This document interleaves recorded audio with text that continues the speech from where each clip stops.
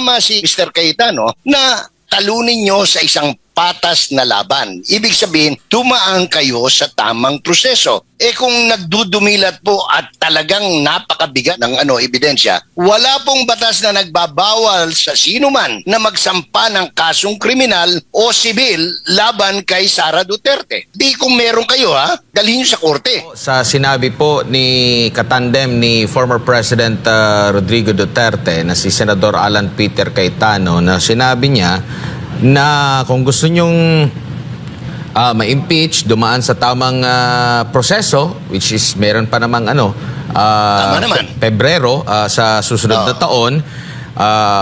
Pero nabanggit niya, kung ayaw nating maging presidente si Vice President Sara Duterte, talunin nyo na lang sa 2028.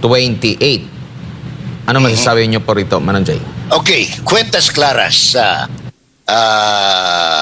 Admar, no? Number one, sino ba ang nagsusulong na ma-impeach si Vice President Sara Zimmerman Duterte? Number one, malinaw pa sa sikat ng araw si Congressman Martin Ferdinand Romualdez ang talagang pasimuno ng kanyang pagpapatanggal. Dahil he sees, no?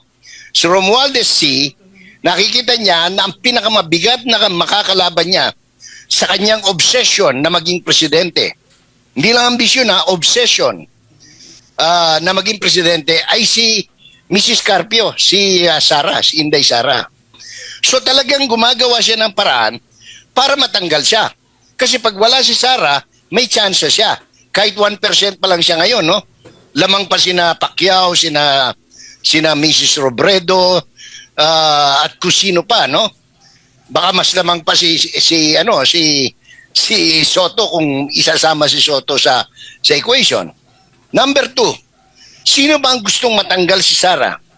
Kundi yung Makabayan Bloc at yung kanilang mga kaibigan sa Communist Party of the Philippines, New People's Army, National Democratic Front, sapagkat balakid si Inday, si Mayor Inday, nasubukan na niya yan nung mayor siya ng Davao at ngayon ay vice-presidente, sa kanilang hangarin na makapagpalit ng gobyerno at mahawakan ng mga communist, terrorist, rebel ang gobyerno ng Pilipinas. Malinaw po yan.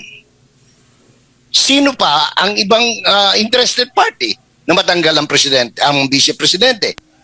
The vested interest. Yung mga corrupt, yung mga hindi makapagnegosyo sa gobyerno ng patas. No? Lahat sila.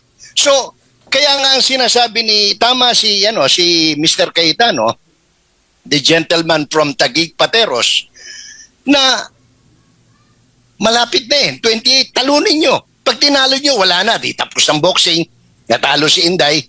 Pero o kaya talunin nyo sa isang patas na laban. Ibig sabihin, tumaan kayo sa tamang proseso. Pagdating ng February 6, 2026, you file an impeachment complaint, duly certified, verified, with all the necessary probable causes, pieces of evidence attached, and then idaan yan. Pagka-file, i-refer ka agad ng Senate o ng House Secretary General to the Speaker. The Speaker refers it to the Rules Committee. The Rules Committee refers it to the Justice Committee, and within 10 days, and that the Justice Committee provides the accused the proper avenue for her to see the complaint and react to the complaint.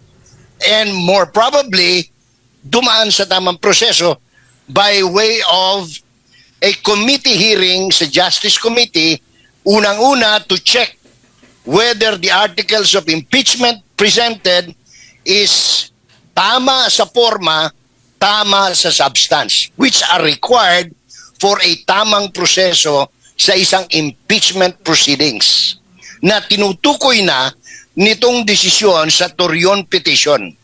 Opo. Pag nagawa yan at yan ay lumusot, na parating sa Senado, magkakaroon ng impeachment trial. At walang magiging petition na may isasampa pa sa Supreme Court na mananaig. sapagkat dumaan sa tamang proseso. Kaya ngayon pa lang, ang payo natin doon sa mga talagang gusto, no? Including Mr. Romualdez, and of course, yung kanyang mga kaibigang contractor, no? Na mambabatas, pag-aralan nilang maigi, no? Kumuha sila ng mga tamang legal mercenaries, legal luminaries na tutulong sa kanila, Admar. Opo, and muli ngang binigyang diin nitong si Senador Alan Peter Cayetano yung naging pahayag din ng Supreme Court. Sabi niya, i-quote ko lang si Senador Alan Peter Cayetano, hindi ba tama naman yung sinabi ng Supreme Court, dapat may impeachment pero hindi dapat gamitin ito ng magkalaban lang sa politika. Ngayon, correct, kung talagang may ginawa siyang masama, i-impeach pero sa tamang paraan. At sa tamang panahon. Kasi may 1-year bar nga eh. Hindi yung meron ng isa, meron ng dalawa, meron ng tatlo, tapos ang ilulusot mo yung pang-apat. Bawal po yun sa saligang batas. Malinaw po yun. Ngayon, ako, para lang malinaw, hindi lang naman impeachment ang pwedeng gawin. Pwede, kung halimbawa sinasabi, gaya ng sinasabi ni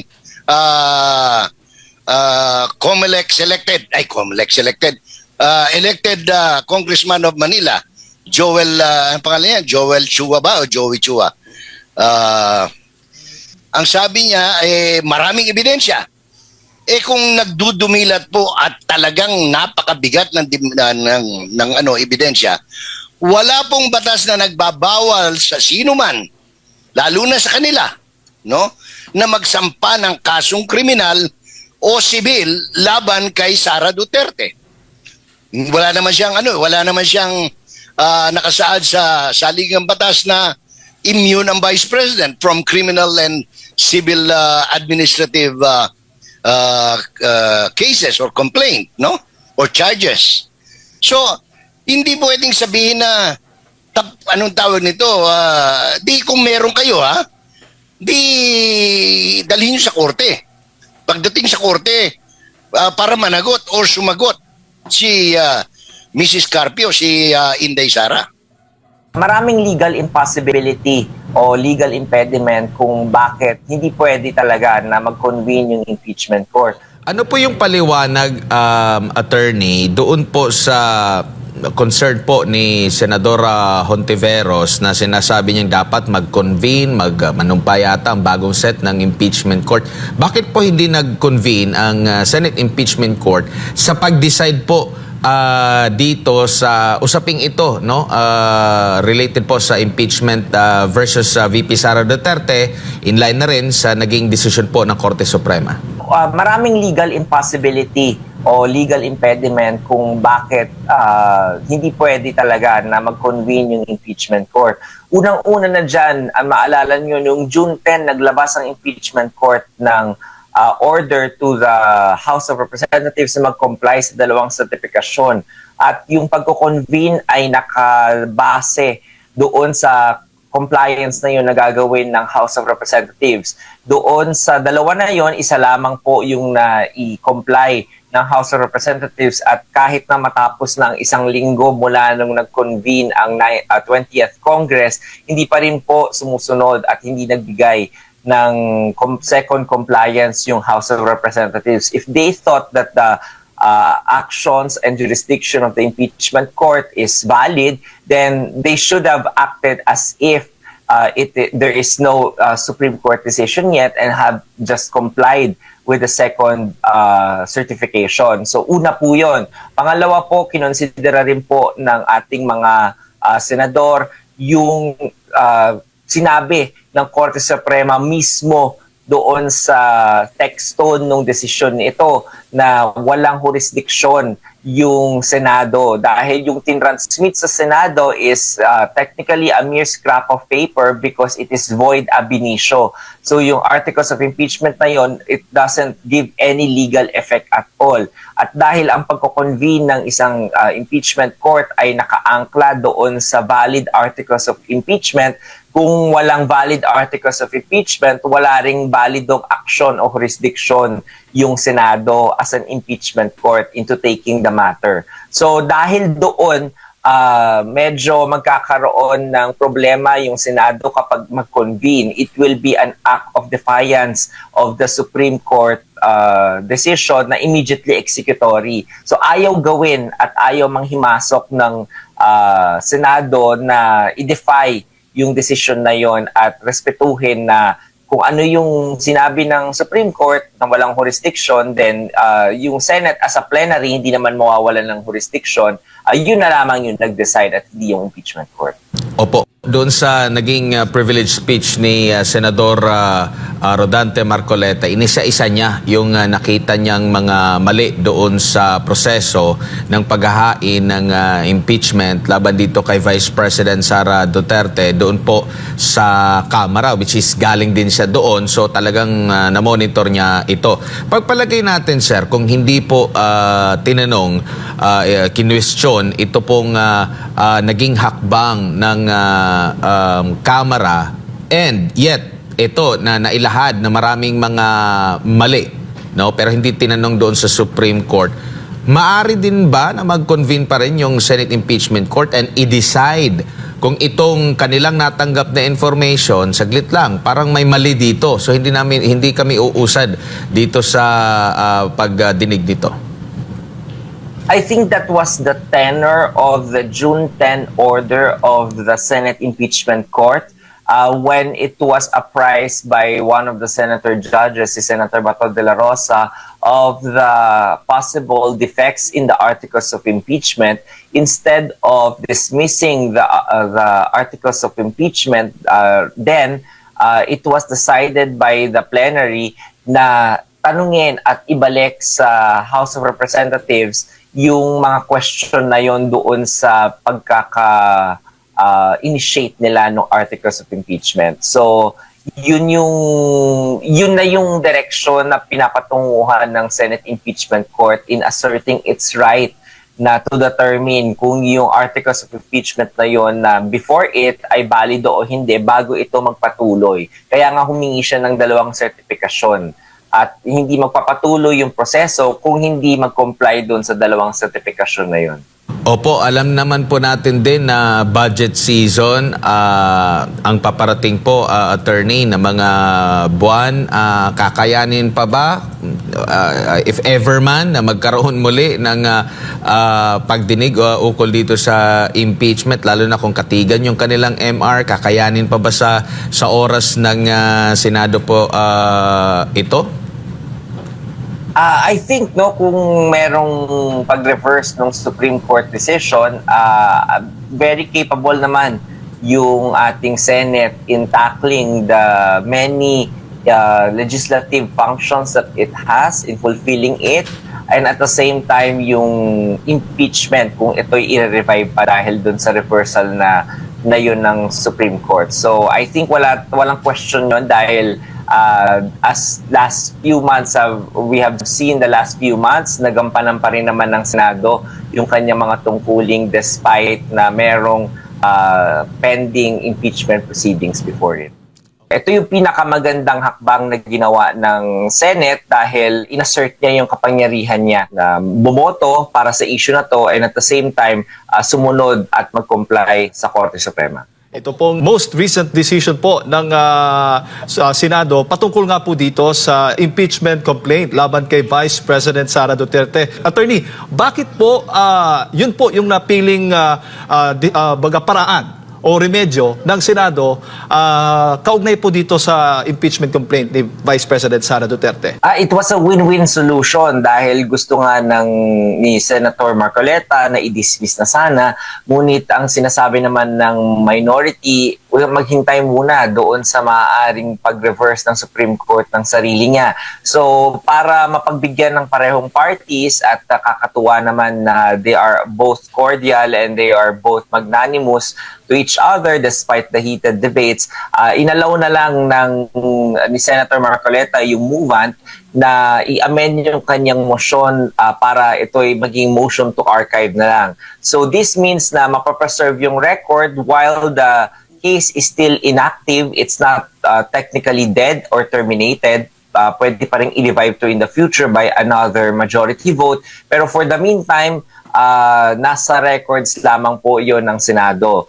So this affords the Senate maximum flexibility to deal with the matter kung dumating yung pag-reverse na yon na hinihintay naman ng minority, yung pag-reverse ng Supreme Court decision. So, ito yung pinakamagandang hakbang na ginawa ng Senate dahil inassert niya yung kapangyarihan niya na bumoto para sa issue na to, and at the same time, sumunod at mag-comply sa Korte Suprema. Opo, kasi nga marami sa mga kritiko, alam naman po ninyo, marami po sa mga kritiko ng Senate Impeachment Court ang nagsasabi na mali yung paraan, mali yung ginawa. Tagal-tagal po ng Senado na umaksyon kaagad dito sa impeachment complaint. Kaya gano'n. Tapos ngayon, mabilisan lang yung naging aksyon ng Senado. Attorney. I think kailangan natin tandaan na yung desisyon na yun ng Korte Suprema ay may nakalagay na immediately executory. Katulad na rin yan doon sa House rules ng House of Representatives na kapag nagkaroon ng complaint ay kailangan immediately ilagay sa order of business or refer sa speaker para ilagay sa order of business within 10 session days. So yung mga terminong yon ay walang question na immediately talaga kailangan madaliin, agad-agad ang ibig nang sabihin. Kumpara yon doon sa sinasabi nila at pinupukol nila sa Senado dati na forthwith daw ay ibig sabihin immediately. Pero nakita naman natin sa mga desisyon ng Korte Suprema na dati pa, no, mga 1930s pa, hindi yun ang ibig sabihin, without undue delay ang ibig sabihin. So kung sa utak nila hindi po immediately yung dapat ginawa ng Senado, yun po ay desisyon ng Senado na tumalima doon sa kautusan ng Korte Suprema. Nako, nabanggit mo. Buti na lang nabanggit mo ang immediately executory, attorney, dahil siyempre marami po ang hindi mga abogado din. Ano bang pagkakaiba ng immediately executory at final executory? General rule kasi, no, kapag nagdesisyon ng isang korte, ito ay hindi pa immediately executory dahil meron pang 15 days para hintayin yung period to appeal o mag-motion for reconsideration. Maliban na lamang kung sinabi na mismo ng Korte Suprema na ito ay immediately executory. So wala na makakapag-question yun kapag nilagay ng Korte Suprema sa dispositive portion na ito ay immediately executory, then kailangan lahat sumunod. So isa yun sa mga exception at nasa kapangyarihan ng Korte Suprema gawin. Ito ay pagkakaiba doon sa final and executory, dahil pag final and executory, final na yon, tapos na yung period to appeal o yung pag-file ng motion for reconsideration, kaya ang kailangan na lamang ay i-execute yung decision na yon through a motion. Pero dito, kapag immediate executory, hindi na kinakailangan yung mga ganong motion at paghihintay. Opo. So, anong ibig sabihin po nung motion for reconsideration po na inihain po ng House of Representatives? Since sabi nga ng Korte, unang desisyon nila, immediately executory, tapos nung nagkaroon po ng press con yung tagapagsalita ng Supreme Court, ganun din, binigyan din muli na immediately executory ang desisyon, ang kanilang naging desisyon patungkol nga po dito sa impeachment complaint ni Vice President Sara Duterte. Tama ka dyan. Usually nilalagay yung immediately executory kahit na may pendency pa o may right pa na mag-file ng motion for reconsideration. Kung merong mga vested rights yung mga parties o merong mga kinakailangan protektahang mga interest yung Korte Suprema para hindi mabaliwala yung proseso. So katulad na dito, alam naman natin ang impeachment ay isang divisive issue, and I think the Supreme Court deemed it fit na wag nang mag-aksaya masyado ng panahon yung mga branches of government. Kaya kahit na may 15 days pa, kaya nito inisip na wag nang patagalin yung pag-execute nung decision na yon at gawin ng immediate executory. So clarify ko lang, so na-archive siya pero pwede pa rin siyang buhayin ito if ever na katigan ng Korte Suprema yung naghain po ng motion for reconsideration po. Oo, tama ka dyan, no? Yun yung talagang spirit nung ginawa na yun ng Senado. Kung mag-adjourn na yung Kongreso, then automatic madidismiss yun pag nag-adjourn si Nedie. Pero habang buhay pa itong 20th Congress, nandyan lamang yan at naka-archive at pwedeng i-revive by a majority vote. Attorney, paglilinaw lamang, patungkol nga po dito sa pag-archive po ninyo sa mga impeachment complaint. Kung sakali man ng magiging desisyon ng Supreme Court, ipapaboran po yung motion for reconsideration. Same scenario pa rin ho ba yung magiging, ang makikita natin? Sino po yung bubuhay doon nga po sa inilibing na impeachment complaint? Sa minority ba ng mga senador o dito po sa majority? Ano bang magiging proseso po? I think kapag merong Supreme Court decision na sinasabi na naman na i-reverse at sabihin na ipagpatuloy yung trial dyan sa Senado, then I think with the past actions of the Senate na it has always followed what the Supreme Court orders, may isang senador ulit dyan na magmumosyon na i-revive at buhayin yung naka-archive na articles of impeachment, and it will be voted on again. Magdedebate ulit sila kung susunod sila o hindi at pagbobotohan nila yun. So by that time, dun pa lang mabubuhay ulit yung proseso ng impeachment.